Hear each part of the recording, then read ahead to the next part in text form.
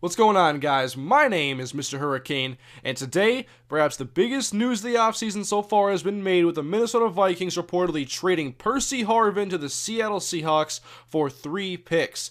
Now, this trade will not become official until tomorrow when the new league year begins at 4 p.m. Eastern, which is also when free agents can start signing. So, free agency begins tomorrow, but here's a little appetizer as the Vikings have dealt one of the league's best playmakers and maybe the most versatile player to Seattle, and he's going to go and team up with guys like Russell Wilson and Sidney Rice, his ex-Vikings teammate, as the Seahawks look to be one of the front runners now for the NFC, on paper at least, going into next year. They're an impressive team, a lot of young talent, and they were already a great team without Percy, and you add him in there, and now they have that speed element in the passing game. He can be a field stretcher, he can work the slot, he can play running back if Lynch needs to have a breather, because Percy, like I said, he's versatile. He came in and played running back sometimes, he can play slot, he can play outside. The Vikings mainly use him as a slot receiver and a guy that would catch screen passes, and they focused the play calling around Percy Harvin when he was healthy this year. Now, to get Percy Harvin, the reports are that the Seahawks have had to trade their this year's first-round pick and 7th-round pick,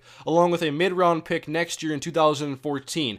And now, me being a Vikings fan, I'm actually really excited about this because I've been ready for the Vikings to trade Percy Harvin. He had the trade demands last year. He's obviously been unhappy with his role and different things with the team, and there's been multiple reports about how he's been in confrontations with head coach Leslie Frazier, and I think it was just the right time to let him go.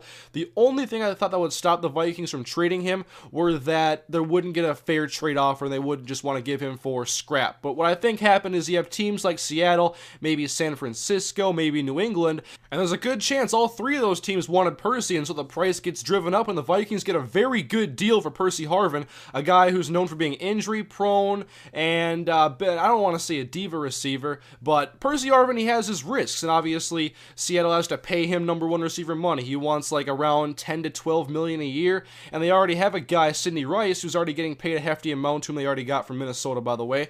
And so they have to pay Percy Harvin, and they also have to keep him healthy. I mean, Percy missed 7 games last year, not including the postseason, because of an ankle injury he suffered in Seattle the last game he actually played in. And part of the reason why I wanted the Vikings to trade Percy was that they won 4 games to finish the year without Percy Harvin, and I just thought that it was the right time to move on. They can get some picks for him now, and they can see what they can do in free agency and the draft to replace Percy, because they don't have very many receivers under contract now. After tomorrow, they're going to have Steven Burton, Jarius Wright, and Chris Summers, who was a practice squad guy last year. So the Vikings are going to be busy in the draft and free agency to replace Percy Harvin and to completely retool this passing game. And so if Percy is healthy and can contribute for the Seahawks, I think it's a win-win deal for both teams, but there's also the risks that come with Percy Harvin, and we'll see how it pays off for Seattle. The Vikings do play Seattle on the road again this year. Obviously, their opponents are already released, and the Vikings will play against Percy Harvin, and perhaps tomorrow the trade will become official. So let me know, guys, in the comment section, what do you think about Percy Harvin going to Seattle?